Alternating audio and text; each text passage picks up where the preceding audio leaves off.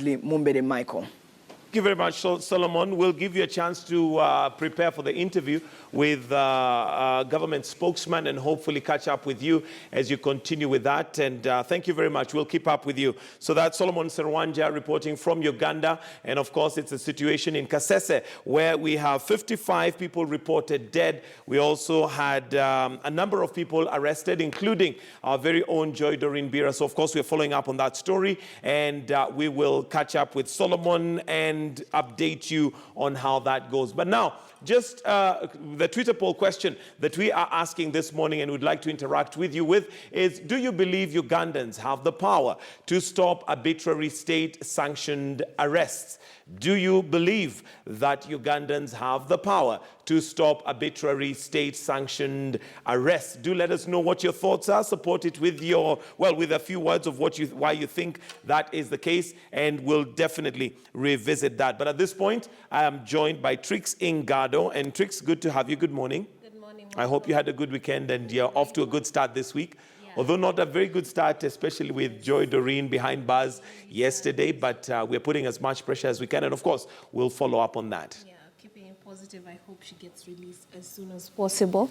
But in the meantime, we're going to take a look at our usual papers and see what's making headlines across the globe. So we have some of our usual papers. Let's load them up and see what's making headlines. Of course, in some papers in Kenya and Uganda, the Joy Doreen story is taking center stage now. Our very own Standard in and of course, some on of social the media, that's the main it's a thing that's big trending story right now. But of course, aside from that, we are having Donald Trump taking center stage on some papers because of his allegations that there were people who voted fraudulently. Illegally. So he's claiming that as much as he voted, he won the electoral vote, he also won the popular vote. We know Hillary Clinton has had a huge margin between her and Donald Trump, over 2 million votes right now. That clearly a milestone in terms of a president who actually won the people's favor but lost the electoral college. But Donald Trump is saying if you count out the people who he says voted illegally,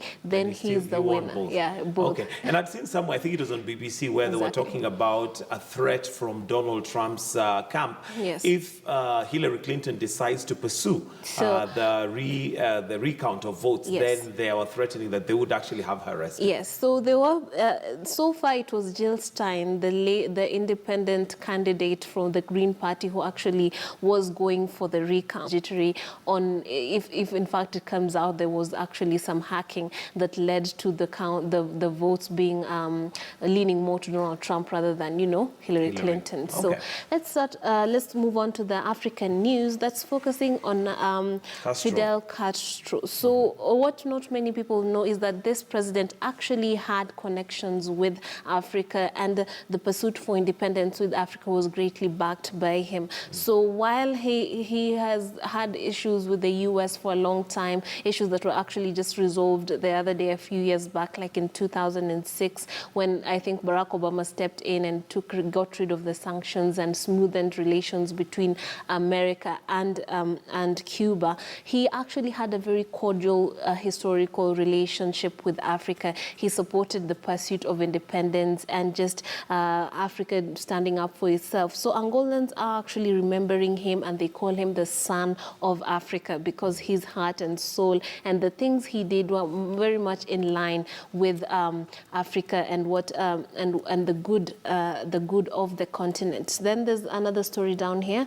on the Democratic Republic of Congo, while there are actually 34 civilians that have been killed in a Hutu village in Congo. So that's that. Really not clear what's happening on that part of the continent, but not good. We are having the clashes in Uganda, and now we are having Congo. Not looking really good in Africa this week. Let's move on to the Al Jazeera website and see what's making headlines.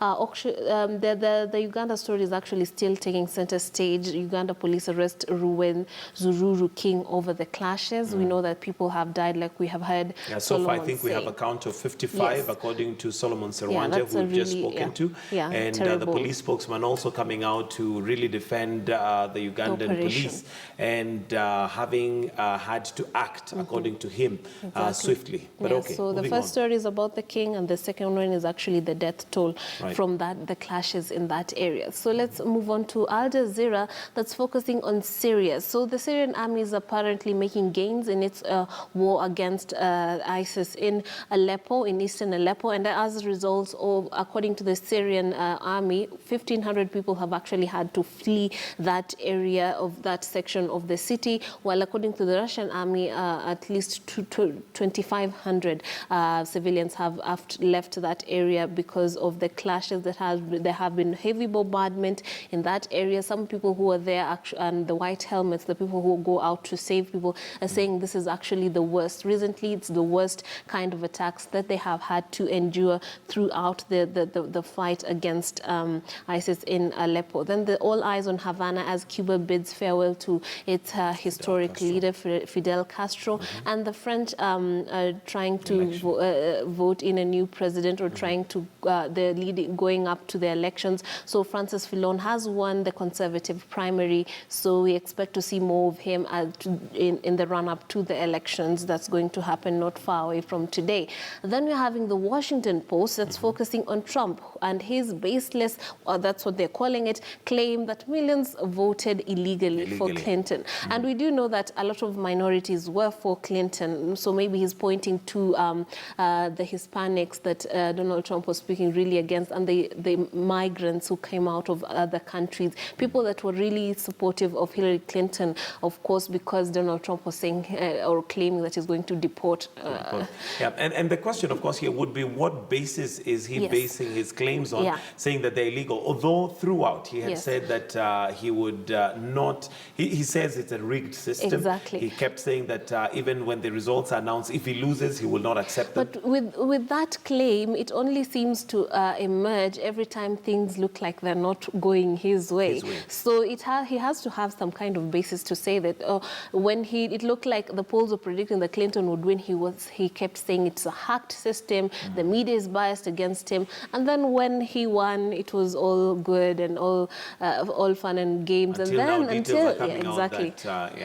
now he claims that he actually won the popular vote as well because of what he says is rigged. Yeah, exactly. Then this is the BBC, thousands flee rebel-held East Aleppo. So as the armies and the fighting continues, and the Syrian army continues making inroads in its offensive against ISIS, people are being caught continuously in the crossfire. So of course people